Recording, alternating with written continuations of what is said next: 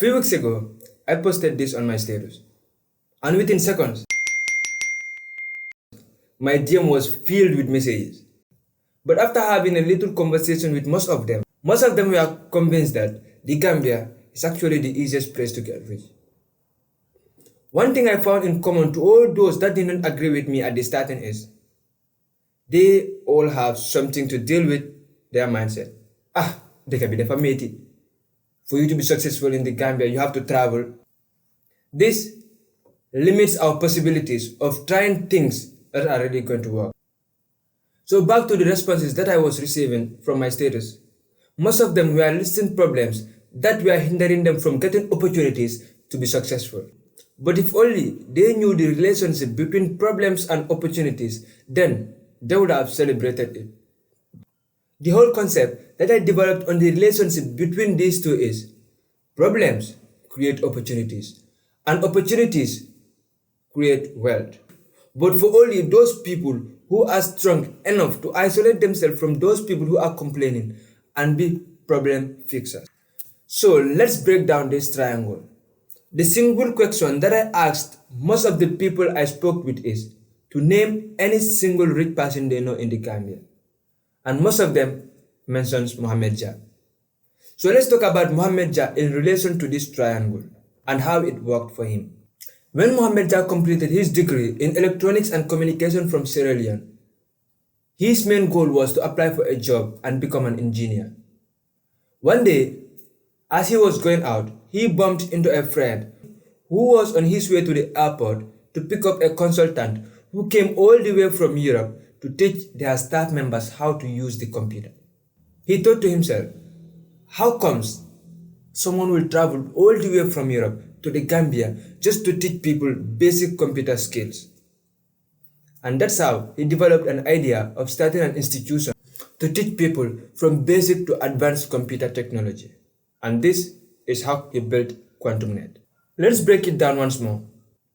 Let me explain to the easiest way for you to understand how Mohamed Jah's story has a relation to this triangle. The major problem was the Gambia does not have an institution which teaches people basic to advanced computer technology. Another problem is they will have to hire someone all the way from abroad to the Gambia, which might be a little or more expensive compared to if it was a Gambian who is offering it in the Gambia.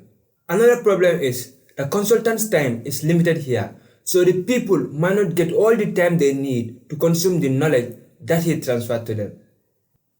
Mohamed Jah saw this problem. What he did was to find a way to fix that problem. Then he built QuantumNet. He offered people from basic to advanced computer technology skills. So while he grew QuantumNet, he found out another problem.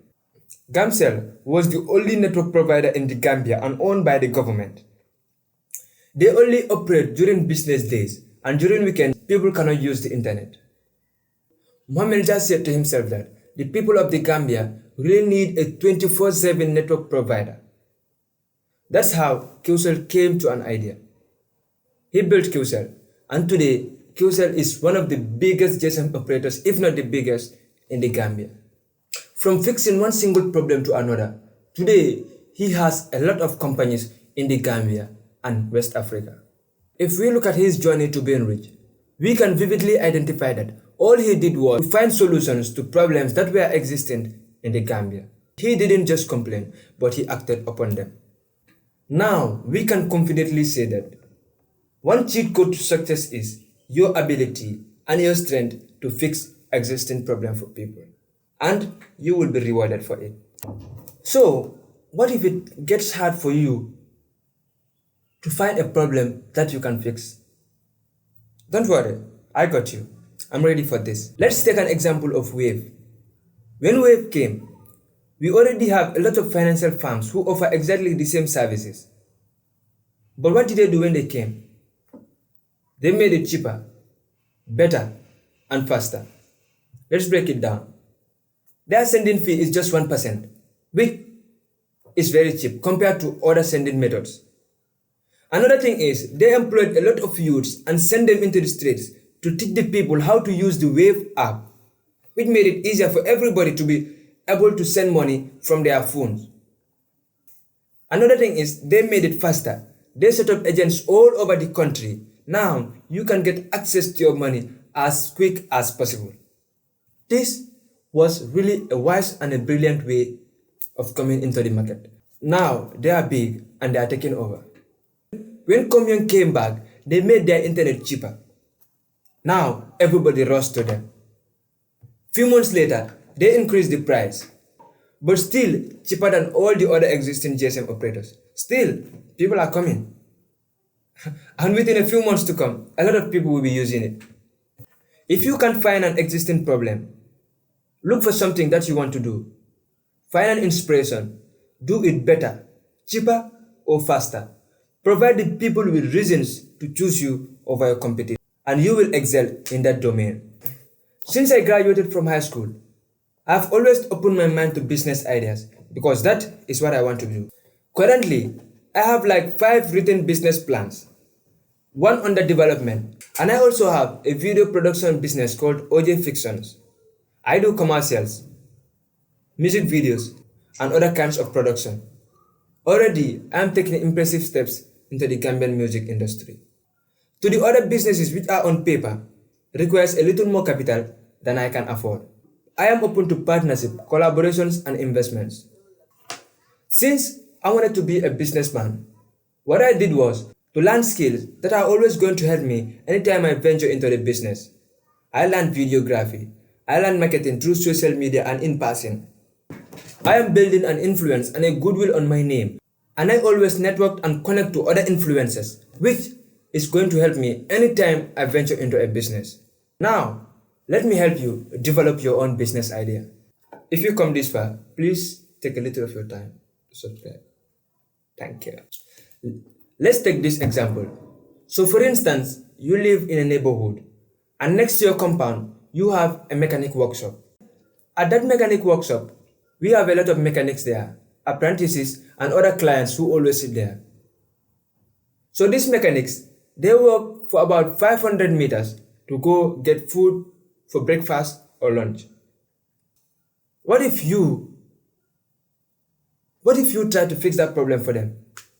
Maybe build a little canteen or a small restaurant there. So make the price the same or even cheaper compared to where they buy it from. Offer them a very good customer services. Give them something that they will love and they will choose you over your competitors. That's how you grow from your neighborhood to a bigger scale. The Gambia is a developing country. We have a lot of problems that need to be fixed. It's so unfortunate that we have a little number of people who are ready to fix those problems. But fortunate for you if you are going to be part of those people who are going to be fixing those problems, because it's going to be an opportunity for you to be successful. When you develop a business in the Gambia, you have a little or no competitors. Unlike other countries, when you want to build a company, you have like 5 to 10 competitors who are doing exactly the same. And every company is trying to do something different from the other. Now you will have to do 10 times better, which might really be hard and might take a lot of expenses for you to start. In the Gambia, you have just few competitors, easy to set up. Look for problems to fix. If you don't have that, look for inspirations. Do it better, faster or cheaper, and you will stand out, and that will be your breakthrough. I hope this has been helpful for you. If you are here till this time, please take a little of your time to subscribe. Comment down below if you really agree with me that the Gambia is actually the easiest place to be rich.